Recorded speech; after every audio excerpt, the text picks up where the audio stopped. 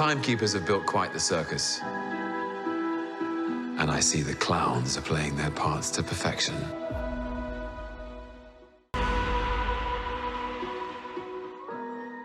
15 million people killed by Dr. Manhattan himself. The world's punishment for flirting with World War III. John wouldn't do that. In fact, no one outside this room ever has to know. The comedian was right. Humanity's savage nature will inevitably lead to global annihilation.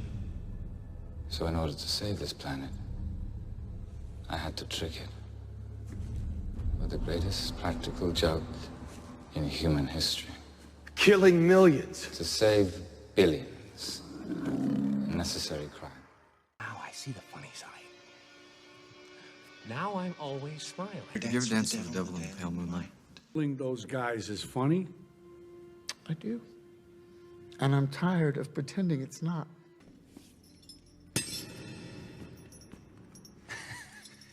I really don't see what all the fuss is about. Do you not truly feel the gravity of your crimes?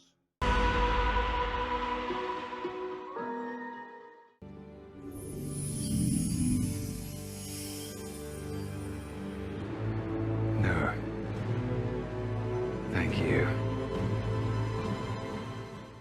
I went down to Midgard to rule the people of Earth as a benevolent god. Many occasions. There was one time when we were children, he transformed himself into a snake, and he knows that I love snakes. You know what I am? I'm a dog chasing cars. I wouldn't know what to do with one if I caught it. And take it like good little boys that we won't werewolf and go what? What are you laughing at? We salute you. Sleep well, gentlemen. Our new peaceful world will be indebted to your great sacrifice. Bubastis.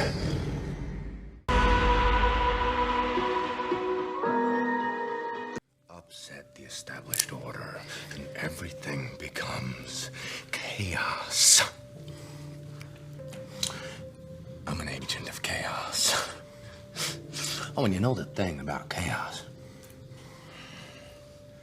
It's fear.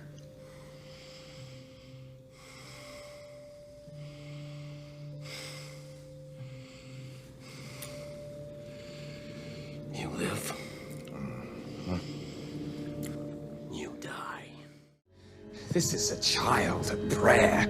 Pathetic! You lie and kill in the service of liars and killers. You pretend to be separate, to have your own code, something that makes up for the horrors. But they are part of you.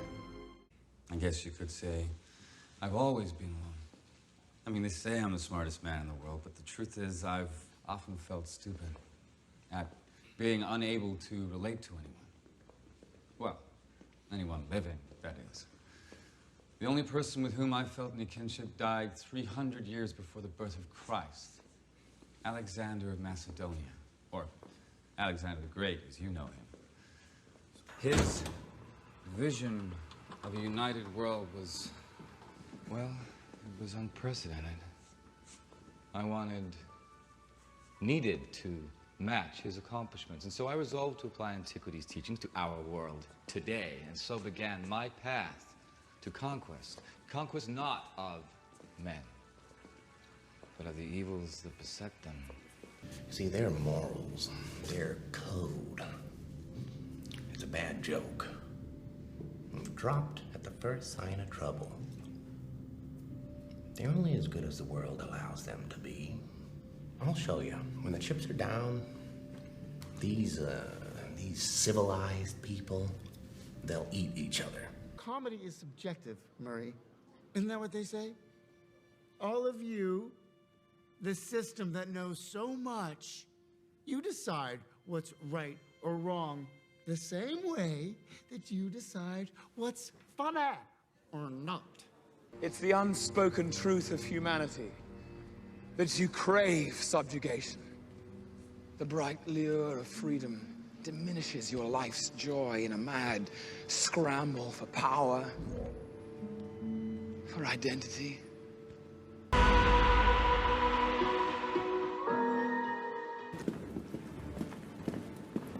This is so unlike you, brother. So clandestine. What would I do without you? Go back to ripping off mob dealers? No. No, you complete me. You idiot! You made me. You made me first. You understand, don't you? Without condoning or condemning.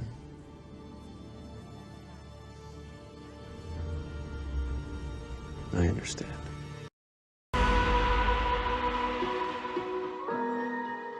Subversion on a massive level.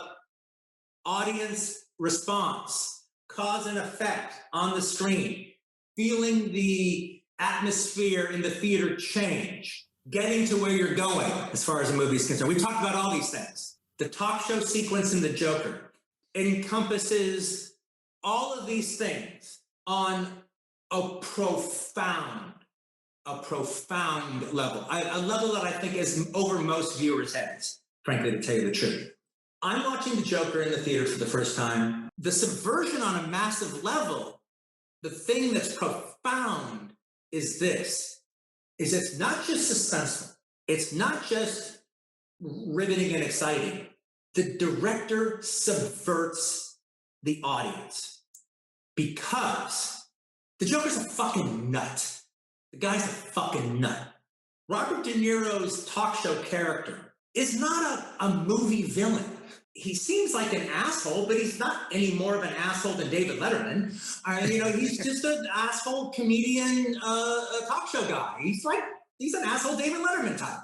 He's not a movie villain. Doesn't deserve to die. He hasn't, he's just an asshole. And people like asshole comedians. Yet, while the audience in the movie theater is watching The Joker, they want him to kill Robert De Niro. They want him to take that gun and stick it in his eye and blow the back of his fucking head off. And if The Joker didn't kill him, you would be pissed off. That is subversion on a massive level. They got the audience to think like a fucking lunatic and to want something that they would never. And they will lie about it. They will say, no, I didn't. And they're fucking liars.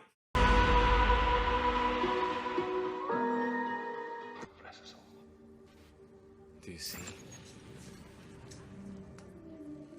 Two superpowers retreating from war. I've saved the Earth from hell. We both have. This is as much your victory as it is mine.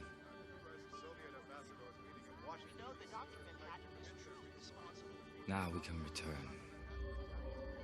Do what we were meant to. We were meant to exact justice. Everyone's gonna know what you've done. Well then, by exposing me, you would sacrifice the peace so many died for today. Peace based on a lie. But peace, nonetheless. He's right. Exposing Adrian would only doom the world to nuclear destruction again. No. We can't do this. On Mars, you taught me the value of life. If we hope to preserve it here, we must remain silent. Keep your own secrets.